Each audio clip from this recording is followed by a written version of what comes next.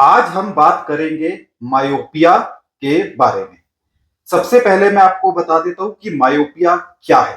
देखिए, मायोपिया मतलब दूर की आंखें खराब हो जाना या दूर कम दिखना और बहुत छोटी उम्र में चश्मा लग जाना। तो इसको हम लेमन लैंग्वेज में मायोपिया बोलते हैं। आज हम इसी के बारे में बात करेंगे।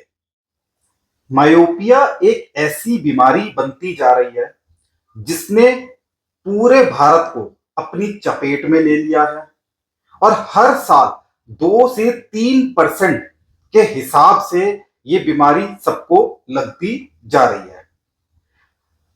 हर छोटा बच्चा हो, बड़ा हो, बूढ़ा हो, जवान हो, मैक्सिमम टाइम जो है वो मोबाइल पे बिताते हैं, जिसकी वजह से जो हमारी आंखें हैं वह कमजोर होती जा रही है। तो इसी सबको हम डिटेल में डिस्कस करने वाले हैं इस वीडियो में। मायोपिया के दो मुख्य कारण हैं। सबसे पहला तो जेनेटिक्स और दूसरा है हमारा लाइफस्टाइल। देखिए, जेनेटिक्स का मतलब है जिन पेरेंट्स को, माँ बाप को चश्मा लगा हुआ है, उनके बच्चों में चश्मा आने के जो चांसेस है वो बढ़ जाते हैं। तो ये वाला जो सिनेरियो है ये पहले भी चल रहा था और आज भी चलता है। और जो दूसरा है लाइफस्टाइल, ये चीज नई इंट्रोड्यूस हुई है। इसमें मतलब कि लैपटॉप का, मोबाइल का और डिजिटल अप्लायंसेस का जो स्क्रीन टाइमिंग है वो बहुत ज्यादा बढ़ चुका है। मतलब कि ये कह लो कि मोबाइल, मतलब जो बच्चे हैं, बूढ़े हैं या जो भी लोग हैं, वो 8 से 12 घंटे तक लगातार मोबाइल देखते हैं और आउटडोर जो एक्टिविटी है वो बिल्कुल बंद हो गई है, जिसकी वजह से हमारी जो आंखों की जो मांसपेशियां हैं वह कमजोर होने लग गई है और जो चश्मे का जो नंबर है वो आने लग गया है। देखिए, पहले क्या होता था कि हर 10 में से सिर्फ एक छोटे बच्चे को चश्मा लगता था, लेकिन आज के टाइम में 10 में से 5 बच्चों को छोटी उम्र में 3 से 4 साल में ही चश्मा लगता जा रहा है।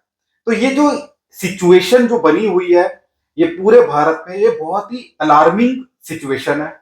हमें इसे समझना चाहिए और पेरेंट्स को, स्पेशली पेरेंट्स को इसको बहुत ही समझ के अपने बच्चों को भी समझाना चाहिए। मैं जहां पर भी देखता हूं छोटे बच्चे, चाहे हम रेस्टोरेंट में खाना खाने जा रहे हैं तो भी वहां पर मोबाइल देख रहे हैं, घर में खाना खा रहे हैं तो भी मोबाइल देख रहे हैं, सो के उठने के बाद भी मोबाइल देख रहे हैं।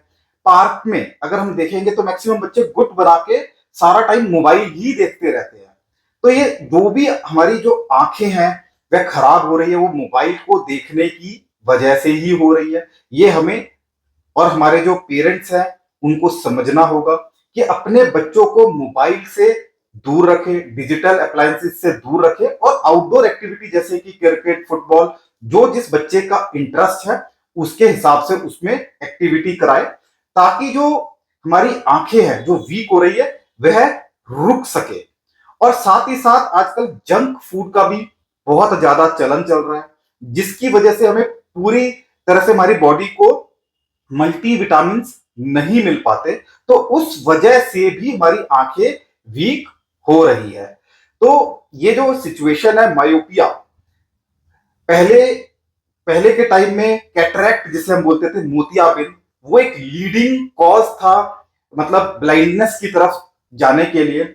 आज के टाइम में मायोपिया एक लीडिंग कॉज बन गया है टुवर्ड्स ब्लाइंडनेस जाने के लिए। देखिए कि मायोपिया क्या होता है कि जो छोटा बच्चा है, जब उसकी उम्र 3 से 5 साल की रहती है तो 2 या 3 नंबर का चश्मा लगता है।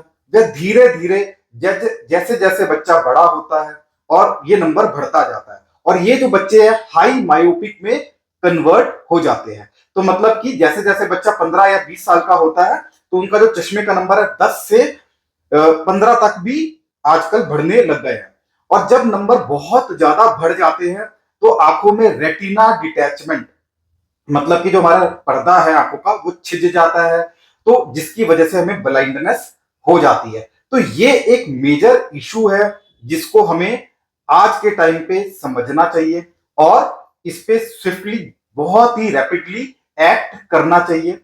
स्पेशली जो पेरेंट्स हैं उन्हें अपने बच्चों को समझाना चाहिए कि वह टीवी, मोबाइल, लैपटॉप इनका यूज कम करें और खुद भी पेरेंट्स कम करें। रात को डार्क रूम में बैठ के मोबाइल ना देखें, जंक फूड बिल्कुल भी ना खाएं। तो अगर और आउटडोर एक्टिविटी जो है उसका जो थोड़ा सा 1.5 से 2 घंटे अपने बच्चे को बाहर जरूर खिलाएं, तो ही ये मायोपिया को कंट्रोल किया जा सकता है।